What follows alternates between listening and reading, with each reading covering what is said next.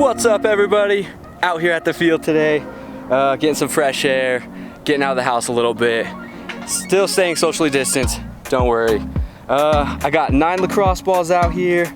I'm gonna run through a goalie drill, very similar to the one I had previously posted, just a few things a little different, kind of randomize things a little bit more, and I'll point out a few things that I noticed about my game throughout the season, maybe help you guys out a little bit. So let's get the camera set up, jump right into it.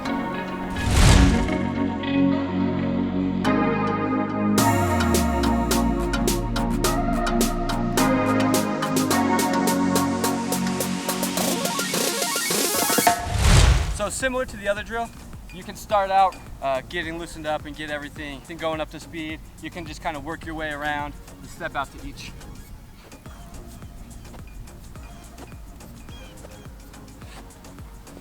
There we go, let's kind of work around.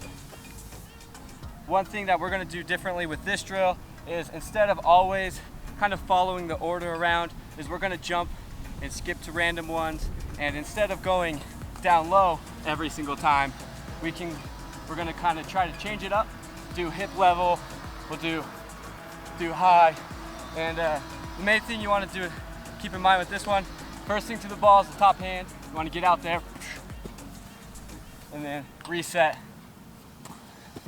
and then kind of change it up, so you can go dip, low, hip, or high, and as you work your way around, jumping in between each one, kind of change it up and just randomize things a bit.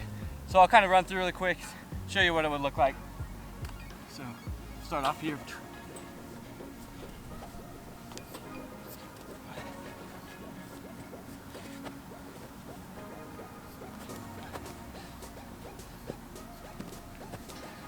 Something like that, kind of keep changing it up.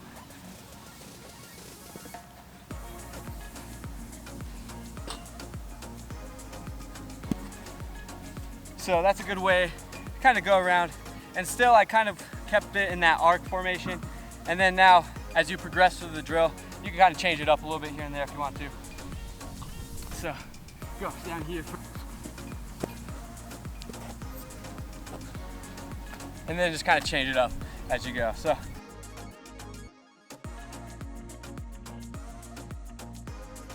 something that I noticed throughout the season that I tend to do is the pipe is I really like to use it as like a placeholder. You know, since I'm new to playing the position, I'm not super comfortable with knowing exactly where I am on the crease as I square up the shooter. So one thing I do is that when I have my foot on the pipe like this, I know where I'm at. And I tend to rely on that a little bit too much being new to the position. So one thing you can do or try to keep in mind is as your offender is driving down and your defender is driving him down the alley here, one thing I do is as he's coming down the alley, I get to the pipe a little too quick. So I get there and I open up this entire window for the offender to shoot at. And with my body size and you know how much of the room I take up in cage just by itself, can't have that happen. So what I tend to do is they come down, I get to the pipe a little too soon, open up that window and give them a wide open goal. So one thing to keep in mind as they drive down, so don't make that step until the offender drives down and they pass your outside foot. So as you're standing here and they're driving down, once they get below your outside foot, then you can take that step, and vice versa. If they're driving up, your outside foot, you know, once they pass it, then you take that step on your arc.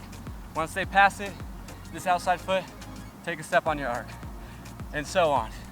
You know, and so that way, it kind of helps you from doing what I do, and that's getting down too quick and using the pipe as a placeholder. So there you have it. Kind of go through this drill, randomize things, speed it up, and don't get to that pipe too quick. All right, there you have it, guys. That wraps it up for the goalie drill. Hopefully that helps you guys out a little bit. if you're like me, when I watch videos, I don't take every single thing the person says and try to apply it to my game.